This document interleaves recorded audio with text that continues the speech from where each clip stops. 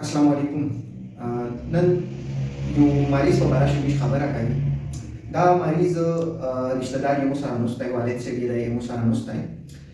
دا د وزیرستان سره تعلق لري. دا مریض چې کوم په انګریزي شمېش ورته یې ډیسوسییټیو ډیسارډر یا کنورژن ډیسارډر.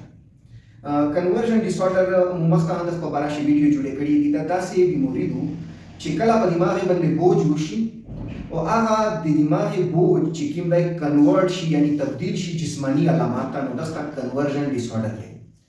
نو دا مریض چې کوم دغه مریض د 15 میاشتې نه خبرې بندې شوې وي. لکه مخته ټیک ټاک وار پیدا شي، خبرې ټیک ټاک وي، خو ویس دا 15 میاشتې اچانک خبرې بندې شوې وي.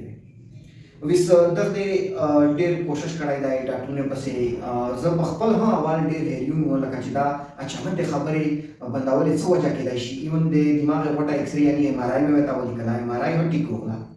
نو چې کله مو ته پته ولګېده چې ایم آر آی هم ټیک تو، نور دا ټیسټونه داسې ټیک روان دي، نو مو ته زه دغې طرف ته مې اندازه راونه شوه چې دغه بیماري د نفسیاتي چې کوم بوج وي د هغه د وجه نه چې کوم جسماني علامات وي، د هغه بیماري ده چې کوم ته ډیسوسییشن یا کنورژن ډیسارډر دی. دغه په اړه چې د میش اول د مریض چې کوم رشتہ دار دی هغې سره خبره کوي. اچھا السلام علیکم. وعلیکم السلام. اچھا تاسو لږ خپل نوم وښایئ او خپل تعارف وکړئ، کوم ځای سره تعلق دی، کوم ځای یې دی؟ زما نوم ولی الرحمن دی. زه د وزیرستان کې د ډاکوټ علاقې زړینور موړ سره تعلق لرم.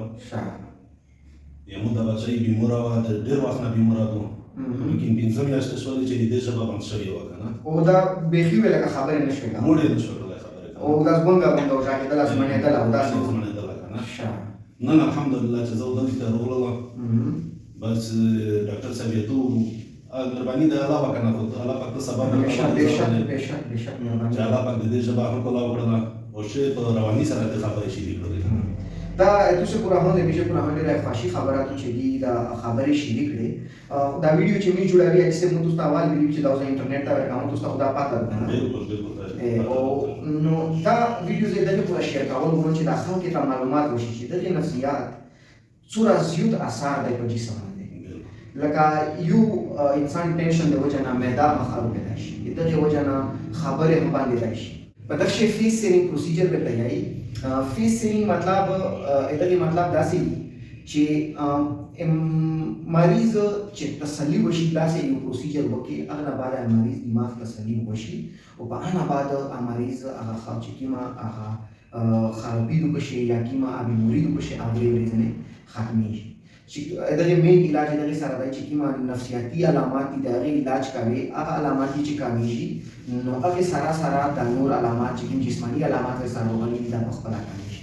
دا مثال تاسو په مخ دی. امید لرم چې تاسو ټول په دا کیسه باندې پوه شوي او دا بیماري چې کوم مثال مو درته په تاسو په دا باندې پوه شوي یاستئ. ډېره مهرباني، ډېره شکریه. ډېره مهرباني تاسو هم.